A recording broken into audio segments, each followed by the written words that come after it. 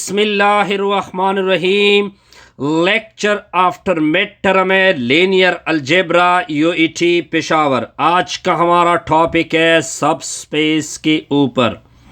सब स्पेस के लिए आपने करना क्या होता है, एक वेक्टर स्पेस वी लेंगे, फिर हम W उसका एक सबसेट लेंगे, यानी आपके पास एक पूरा सेट है, फिर आप पूरे सेट से कुछ एलिमेंट उठा लो और उसको W में रख दो, फिर आपका W सब स्पेस V का बनेगा।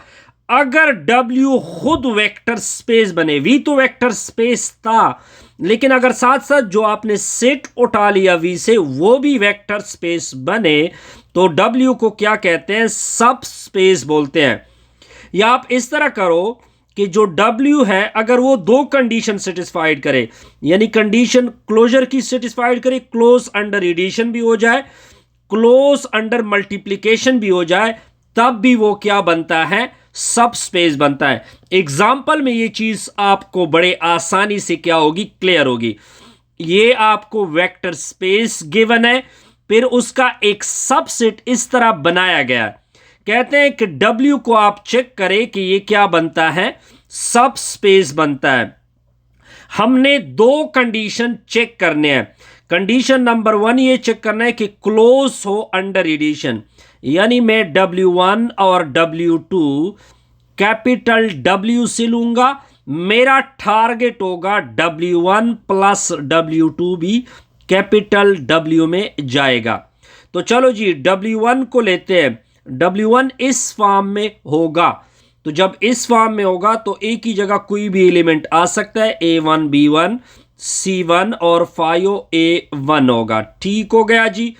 इस तरह W2 मैंने कहां से लिया है, W से, तो ये होगा A2 B2 C2 5A2।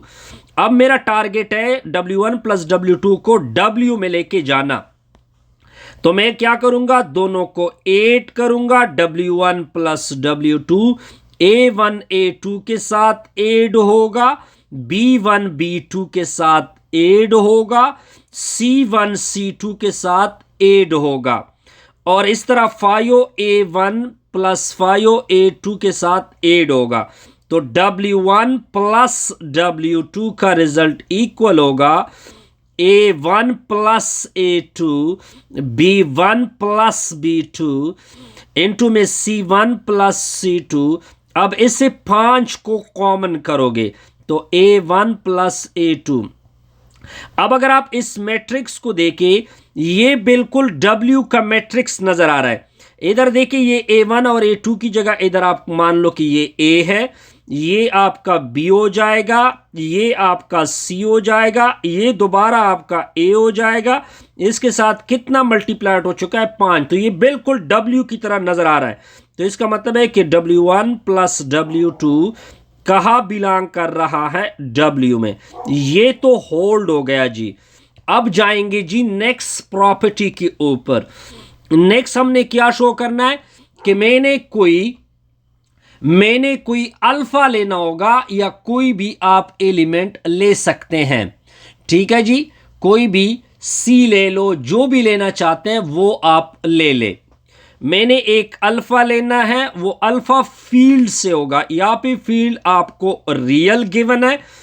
आपने एक U लेना है, U आपने W से लेना है। तो जब ये W का मेंबर होगा तो ये होगा A B C 5A की फॉर्म में।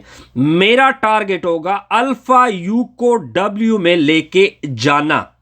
मेरा टारगेट क्या है जी, W को कहां पे लेके जाना, U में लेके जाना। ठीक है जी। अब मैं क्या करूंगा, तो अब देखते जाइए। अब मैं इधर से स्टार्ट लूंगा, alpha U equal to alpha into A plus B C5A बनेगा। अल्फा को मल्टीप्लाइड करोगे तो अल्फा A 5 अल्फा B होगा, अल्फा C होगा, 5 अल्फा A होगा। या मैं इसको इस तरह लिख सकता हूं, alpha A alpha B alpha C alpha into 5A। अब अगर आप इस मैट्रिक्स को देखें, ये आप ए मान लो, ये बी मान लो, ये सी मान लो, इसको ए मान लो, फायो ए मान लो, तो ये आपका बिल्कुल क्या एलिमेंट है, ये वही एलिमेंट है W का। तो इसका मतलब ये अल्फा किसको बिलोंग कर जाएगा, W का। तो इसका मतलब ये बना कि ये भी होल्ड हो रहा है। तो हम सिंपल रिमार्क खींचेंगे, रिमार्क कि W क्या बनता है, सब स्पेस बन जाता है ऑफ किसका, V का, क्योंकि हमने दोनों प्रॉपर्टी को क्या कर दिया, सेटिस्फाइड कर दिया। क्लियर सर, बिल्कुल क्लियर होगा सर। अब आगे जाएंगे एक नेक्स्ट कंसेप्ट की तरफ। अब देखते जाइए, एक नेक्स्ट कंसेप्ट यूज करेंगे। आपको V की वैल्यू गिवन है कि आप जो वेक्टर स्पेस है वो आपका इस तरह है, A B C D E F है जी। यहां पे जितने A B C और D और E यहां तक कि F तक, ये सारे आपका रियल नंबर है। अब आगे क्या कहते हैं कि इससे एक W बनाते हैं। W किस तरह बनाते हैं कि ऊपर वाले को एज इट इज रखते हैं A B C, और फिर इधर D रख देते हैं और E और F को 0 रख देते हैं, और साथ ये कंडीशन रख देते हैं A प्लस C। कहते हैं कि फिर शो करना है, शो दैट W इज अ सब स्पेस, कि W क्या बनता है, सब स्पेस बनता है। किसका सब स्पेस बनता है, V का। अब आगे देखते जाइए कैलकुलेशन को, सॉल्यूशन को देखते जाइए। अब आपने दो प्रॉपर्टी सेटिस्फाइड करनी होती हैं। पहले आपने ये प्रॉपर्टी सेटिस्फाइड करनी है, W1 और W2 ये आपके W से होंगे। W1 की शक्ल W की तरह होगी, यानी A1 B1 C1 D1 और 0 और 0, और W, और साथ ये कंडीशन भी होगी कि इस कंडीशन के मुताबिक ये आएगा कि B1 इक्वल होगा A1 प्लस C1 के साथ। W2 किस तरह होगा, A2 B2 और C2 D2 और 0, और इधर ये कंडीशन लगेगी कि B2 equal to A2 plus C2। हमारा टारगेट है कि W1 प्लस W2 को कहां पे लेके आना है, W में। अब आगे देखते जाइए कि इधर होगा क्या। पहले तो W1 और W2 को ऐड करते हैं, तो ऐड होगा A1 ऐड होगा A2 के साथ, B1 ऐड होगा B2 के साथ, C1 ऐड होगा C2 के साथ, D1 ऐड होगा D2 के साथ, 0 0 के साथ 8, 0 0 के साथ 8। अब यहां तक तो ये W1 का बिल्कुल एग्जैक्टली W का मेंबर नजर आ रहा है, क्योंकि इसको मान लो A, ये आपका B, ये आपका C, ये आपका D, ये दोनों फिक्स है 0 0। लेकिन हमने साथ साथ ये कंडीशन भी सेटिस्फाइड करनी है। तो इसका मतलब ये बना कि B की जगह B1 प्लस B2 का result A1 plus A2 plus C1 plus C2 के बराबर होना चाहिए, यानी इन दोनों का आंसर बराबर होगा तब मान सकते हैं। अब लेफ्ट साइड को कुछ ना कहो, A1 प्लस A2 इसको इसके करीब कर दे तो A1 प्लस C1 होगा, A2 को C2 के करीब कर दे तो ये इस तरह होगा, B1 प्लस B2, इसकी जगह B1 पुट होगा, दूसरी की जगह B2 होगा। देखिए ये दोनों बराबर हो गए, और इसकी एलिमेंट तो हम इंप्लाइज कर सकते हैं कि W1 प्लस W2 कहा जाएगा W में।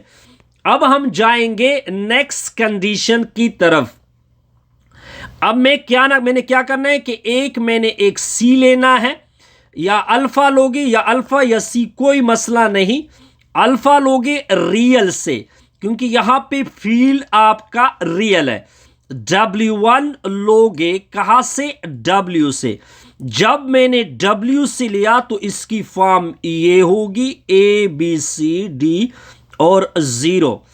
अब मेरा टारगेट है कि अल्फा W1 किस में जाना चाहिए, W में। इसके साथ एक कंडीशन भी होगी कि B बराबर होगा A प्लस C के साथ। तो अल्फा W1 लेते हैं, अल्फा मल्टीप्लाइड होगा सारों के साथ, अल्फा C, अल्फा D, 0 और 0। अब मैंने ये कंडीशन भी इस मैट्रिक्स के लिए सेटिस्फाइड करनी है। तो alpha B equal to alpha A plus alpha C। अब अगर इन दोनों बराबर आ जाए तो नो प्रॉब्लम, अल्फा कॉमन कर दोगे, A प्लस C बनेगा। अल्फा B, अल्फा अपनी जगह, A प्लस C की जगह क्या पुट होगा, B। तो बिल्कुल बराबर हो गए। तो हम इस तरह लिख सकते हैं कि alpha W1 goes to W। कोई कंफ्यूजन? नो सर, कोई कंफ्यूजन नहीं। दोनों कंडीशन सेटिस्फाइड हो गए तो W is a subspace of क्या बनेगा, V का सबस्पेस बनेगा। यहां तक आपको कोई कंफ्यूजन नहीं होने चाहिए। यहां तक क्लियर सर? बिल्कुल क्लियर होगा जी। अब जाएंगे जी एक नेक्स्ट प्रॉब्लम के ऊपर। तो वो प्रॉब्लम आप लोगों ने देखना पड़ेगा कि वो प्रॉब्लम है क्या। आगे क्या कहते हैं, एक नेक्स्ट प्रॉब्लम है या क्वेश्चन है या एग्जाम्पल है। आपको V की वैल्यू गिवन है जी, V की वैल्यू आपको गिवन है। इस तरह XY प्लेन है और यहां पे X और Y रियल को बिलोंग करते हैं।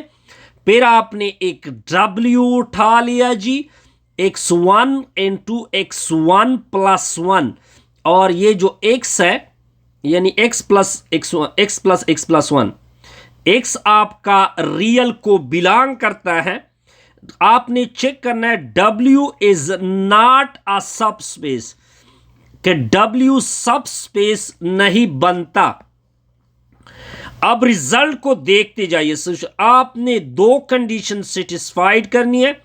आपने एक W1 उठा लेना है, W2 उठा लेना है W से। जब दोनों W से होंगे तो W की फॉर्म आएगी x1 प्लस 1 होगा। इस तरह W2 की फॉर्म होगी x2 प्लस 1 होगा। अब हमारा टारगेट है कि क्या W1 प्लस W2 W में जाता है या नहीं। तो चलो W1 प्लस W2 करोगे पहले, तो W1 और W2 x1 x2 के साथ ऐड होगा, x1 प्लस दूसरा x1 प्लस x2 होगा। 1 जमा 1 को ऐड करोगे तो 2 बनेगा। अब आप देखिए यहां पे आपका 2 आ गया, लेकिन यहां पे तो आपको हमेशा जब भी ये W का मेंबर बनेगा इधर आपको 1 आना चाहिए था। तो इसका मतलब ये बना कि W1 plus W2 is not a member of, क्या है, W का मेंबर ये नहीं हो सकता। W का मेंबर ये, बहरहाल आपकी टीचर ने इसको सब स्पेस शो किया है, लेकिन ये सब स्पेस नहीं बनता। काइंडली उससे पूछे। दोबारा रिपीट कर रहा हूं, यहां पे तो ये कंडीशन क्या हो रही है, W इज नॉट अ सब स्पेस। मैं तो इसको सब स्पेस नहीं मानता। आप टीचर ने कहा हुआ है कि ये सब स्पेस हैं, तो काइंडली इसको वेरीफाई करें। अपने टीचर से पूछे कि सर ये क्यों सब स्पेस बनता है। Best wishes, good luck. I think सब स्पेस का लेक्चर मैंने कवर किया। नेक्स्ट वीडियो में हम कुछ और करेंगे, कुछ नया। आई थिंक इसके ऊपर एक और भी एग्जाम्पल है, तो उसको भी कवर करते हैं जी। आई थिंक सर आपकी टीचर ने एक और एग्जाम्पल भी लिया हुआ है। I think so. मैं चेक करता हूं कि आपकी टीचर ने कौन सा। बहरहाल मुझे तो ये एग्जाम्पल नज़र आ रहा है। Best wishes, good luck.